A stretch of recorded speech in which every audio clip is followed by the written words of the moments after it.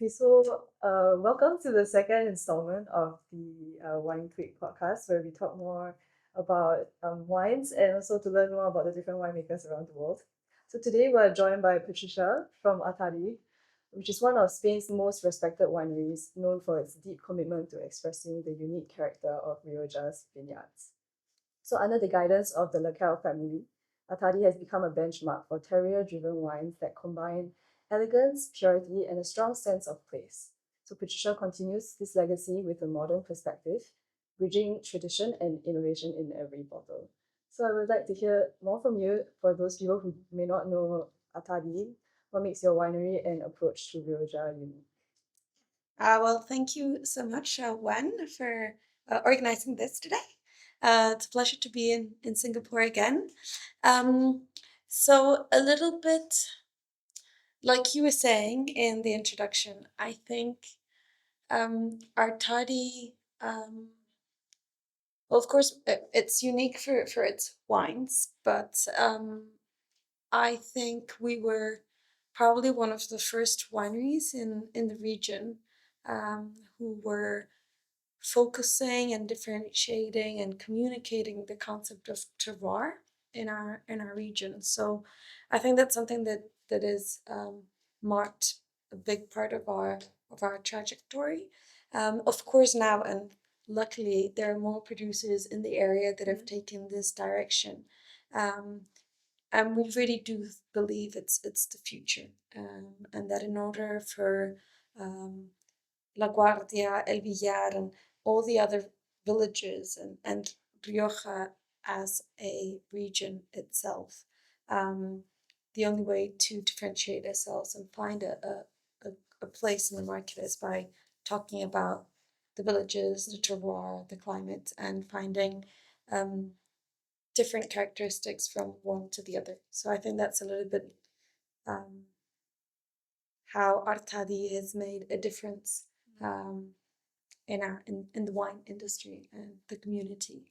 Um, but of course, it's more um, that we're lucky to be in this incredible region producing Tempranillo and Viudo. That's lovely. So um, I'm I'm sure you must have a lot of like memories of growing up with wines, and since your whole family is kind of in the business, right? Like Yeah. what would be like your first memory of like getting exposed to wine? Like you were saying, I've always been surrounded by wine. I remember I have many, many, many, many. I'm not able to pinpoint which one's the first one. Um, I have to say my friendship with wine has been love and hate. It's been going back and forth. So um, I always there was always people at home. Always, always, always people. Or journalists or clients or importers or people that coming for like interns and then they would stay at our place. So I always have this memory of a lot of people like being at home, having lots of dinners, and my mom preparing dinners and staying up until late, sitting at a table at the end and just seeing everyone drinking wine.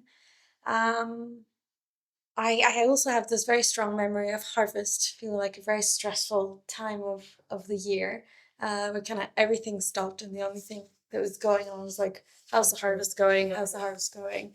And it's the only thing that mattered for a very long period of time. And I think when I first, I don't know, there's this feeling. I remember we were on holiday. Well, we always went on holidays on wine regions. So it's very difficult to pinpoint one part. I have like very good memories, and there's also sometimes I remember we were on holidays in Murcia, and my parents had friends from different winemakers, and it was the first time that they said, "Oh, we're gonna open a manzanilla." So it's a sherry. Um, it's a wine from Jerez. And um, of course, even I was probably like 12 or 13, so they would always give us to try everything or like at least to smell. And I had manzanilla, it's also chamomile in Spanish. So when you say manzanilla, you could either be the wine or chamomile. I had no clue about wine, like absolutely nothing. Like I said, I must have been like 12 or something like this. But I have this, like, I remember so well. And so they give me this wine to smell. And I was like, it was like it was like a love-hate relationship. At first I was like, what? I was expecting something more like a chamomile tea.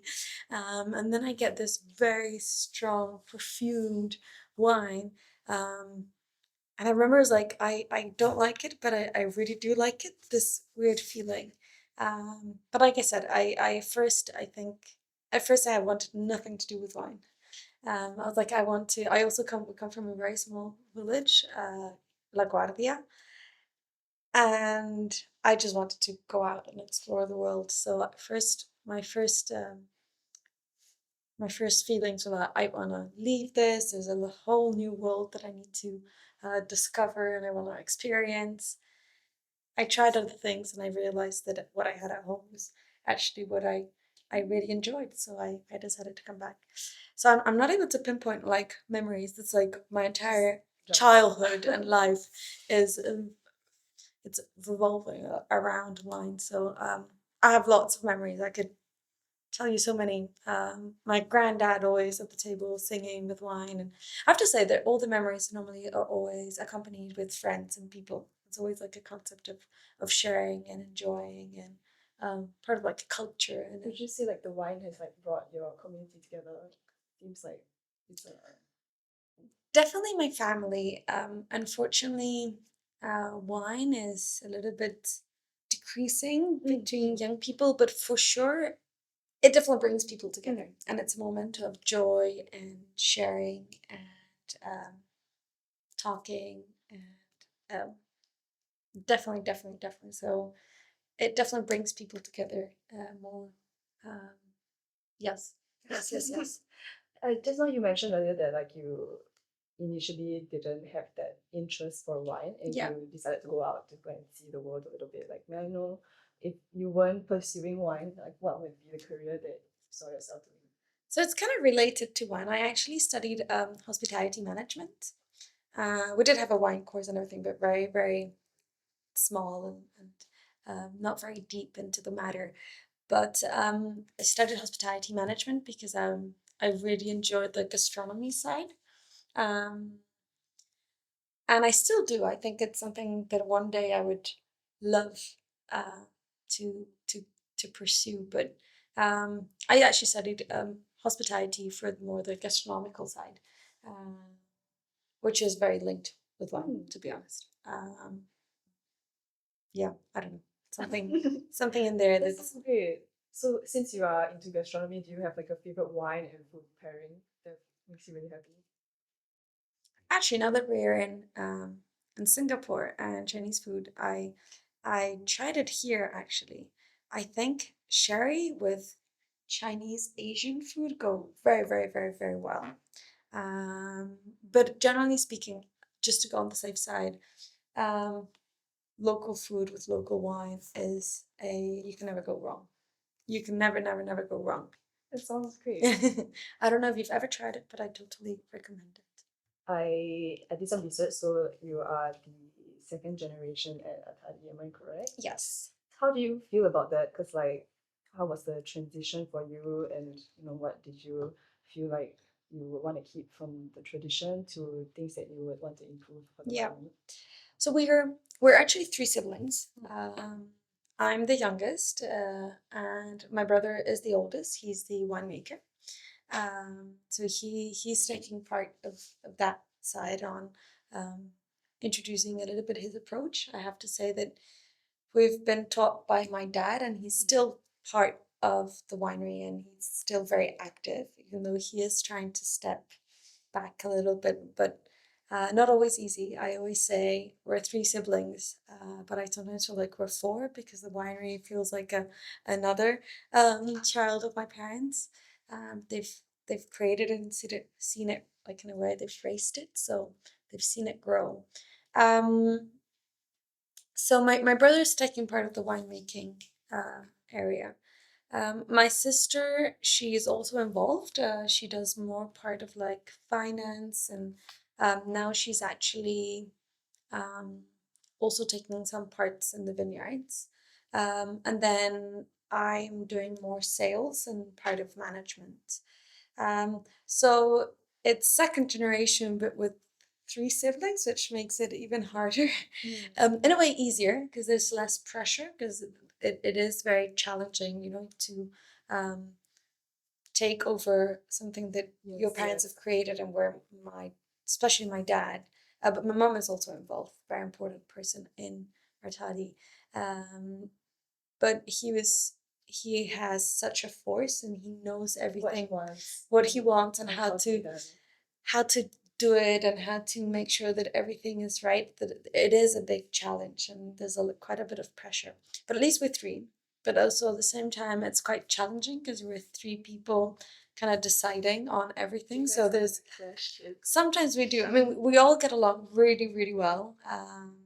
But sometimes it's difficult. I find like to decide something, we need to do like 7 meetings because we all have to kind of agree. Um, and it's not easy as well then, because the second generation or new mindset way of thinking about life or where we want to go. In terms of philosophy though, I have to say we haven't changed at all what my dad's philosophy already was. So trying to make honest and um, transparent wines from where we come from. So um, that's for sure, and trying to be as I would say honest also with who we are, the land, the nature, how we vinify. That's absolutely things like engraved in us. It's how, in a way, my parents have raised us, not only for winemaking, but for a little bit our life in general. But of course, there are new things they would like to introduce. And yeah, I mean, I don't think I could see myself um, like not being involved or being part of the family business. It's such a big part of who I am and um, who we are as a family. Um, and I don't think I would ever change it for anything. It's not always easy, uh, but it's wonderful. It's really nice. It's Yeah, really rewarding. yeah, it's very rewarding. So Exactly, that's since the word. you're like new blood into the winery, into your winery essentially, like what do you think, or like what has been something you and your siblings have chosen to add on to the winery to progress it to the next stage?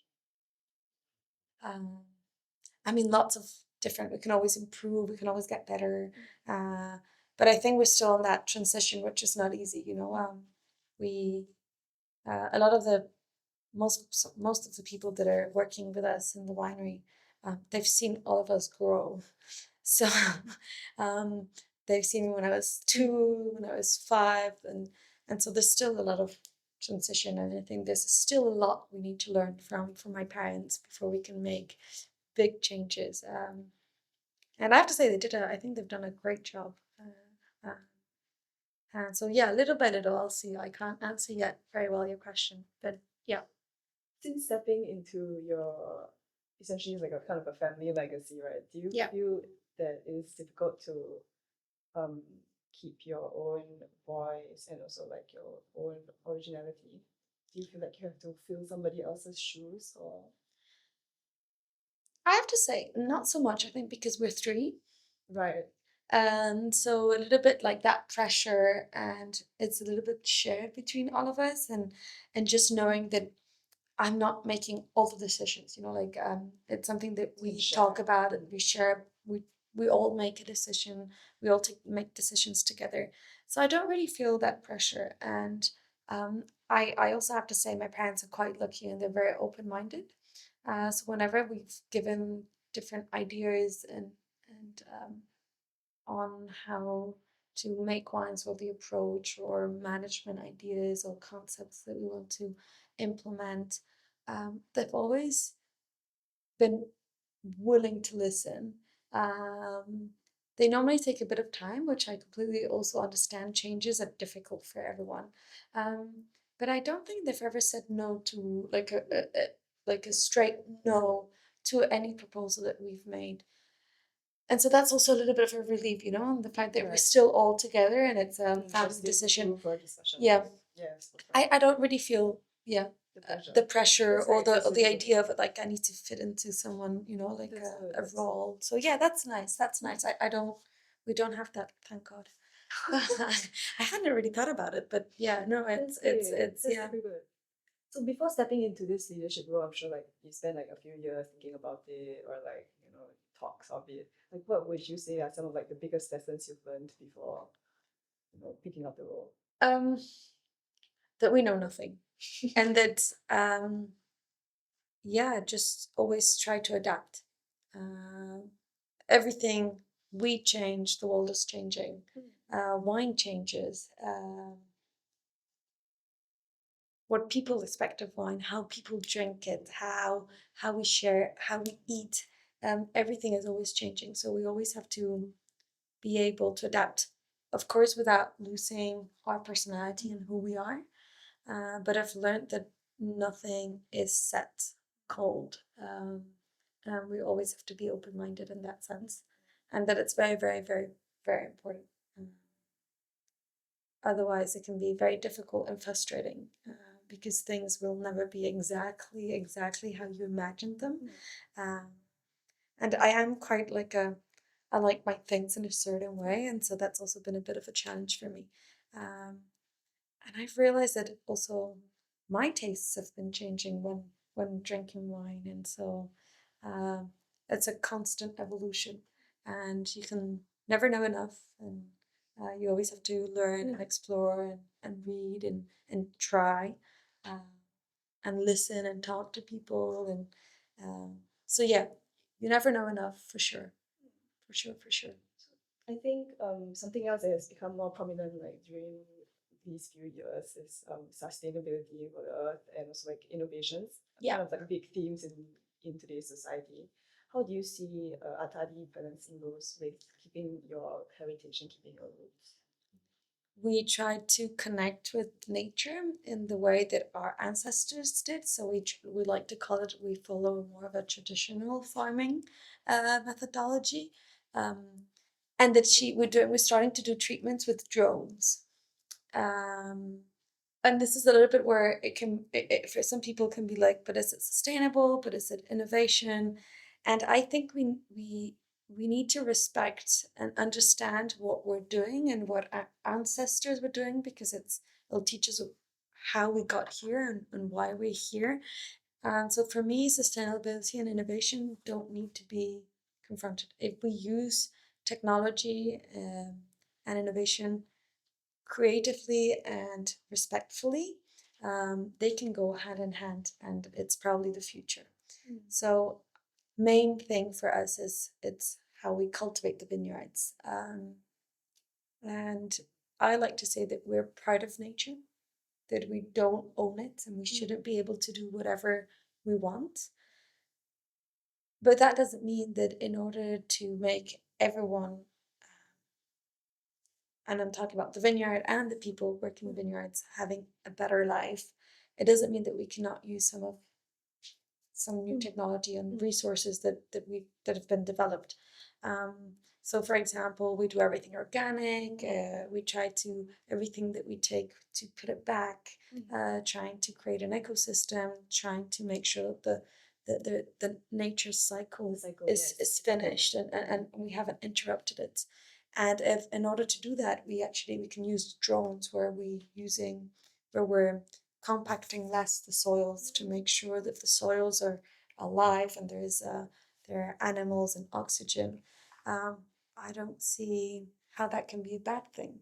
We don't need to, I don't know, still do maybe a lot of Backwards way of doing it. yeah, or like if we don't do it with drones and we don't want to compact the soil, maybe we have to do it with a bag.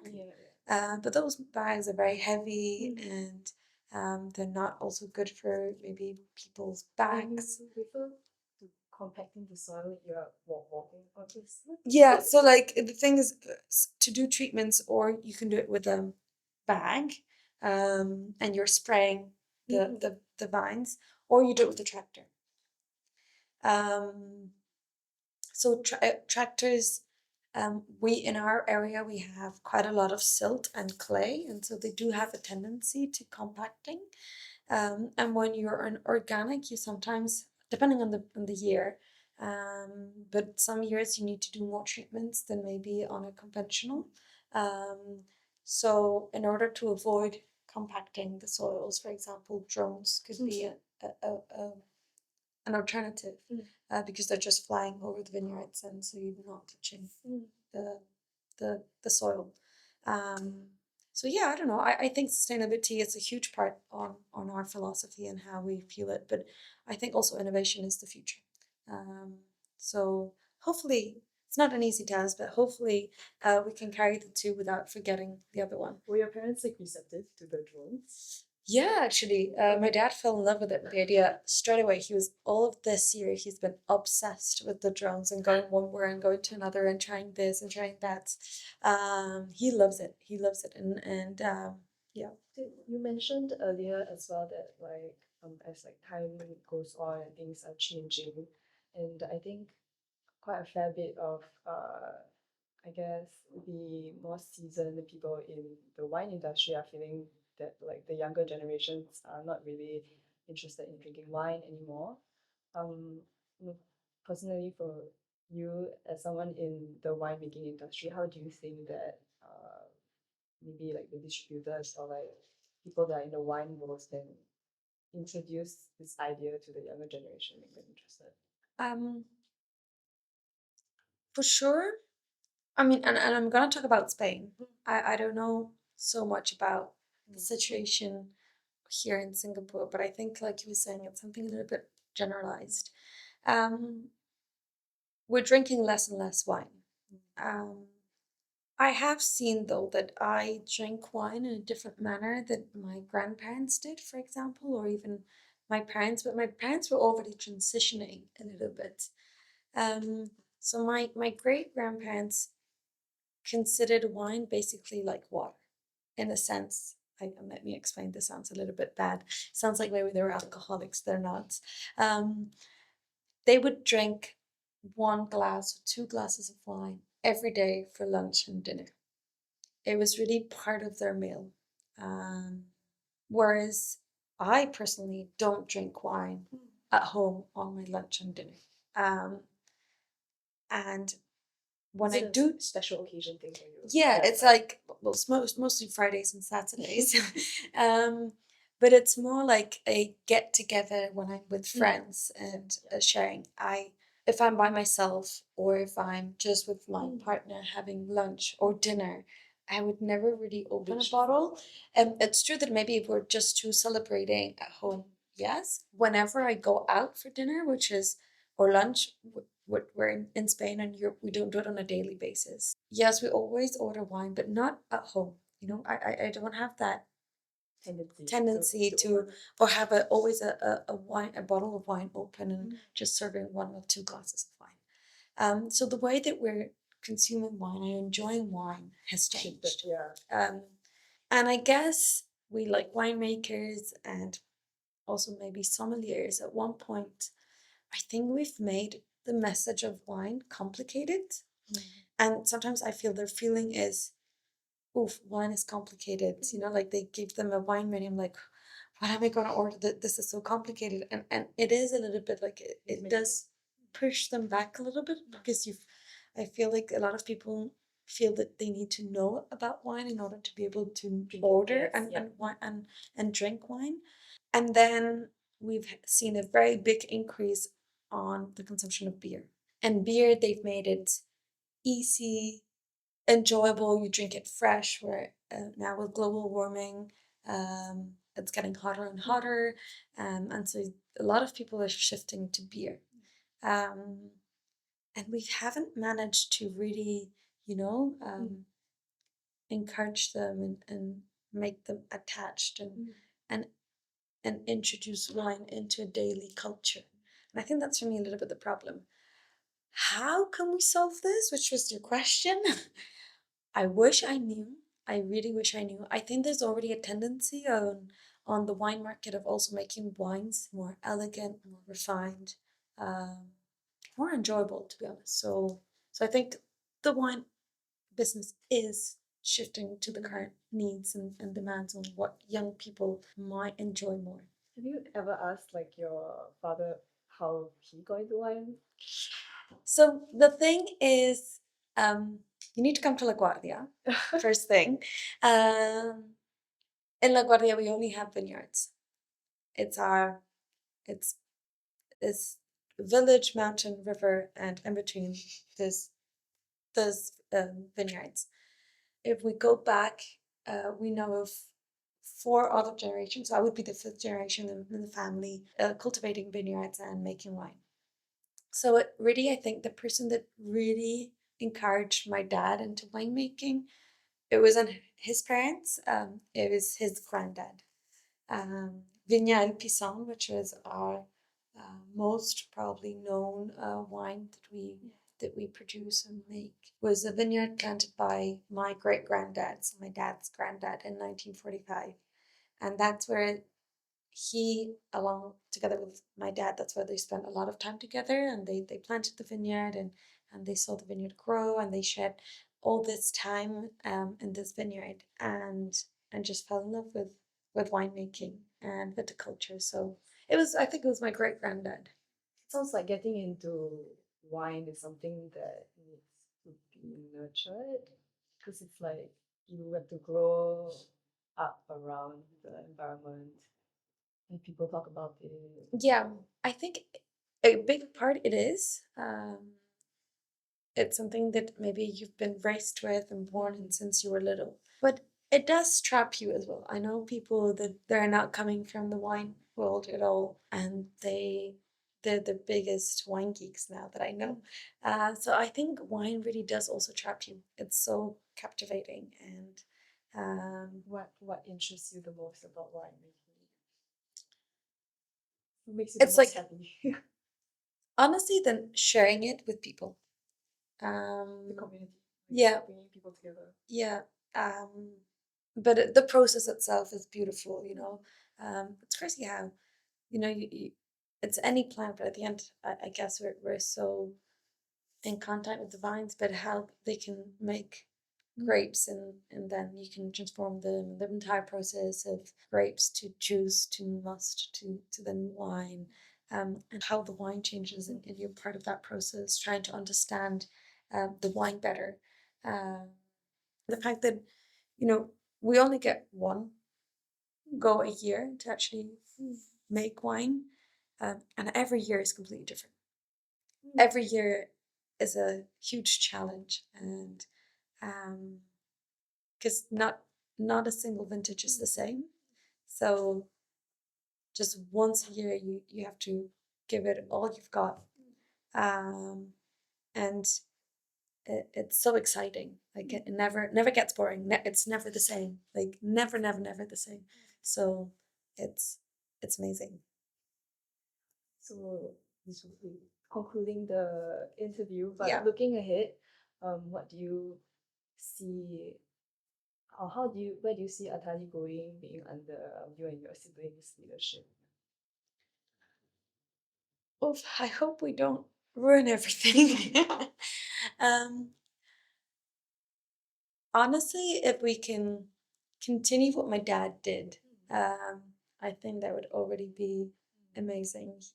Both my mom and my dad have done, have worked so hard for this. So just continuing with the legacy that they've left behind and they've given to us, which we're very lucky and honored to now try to continue.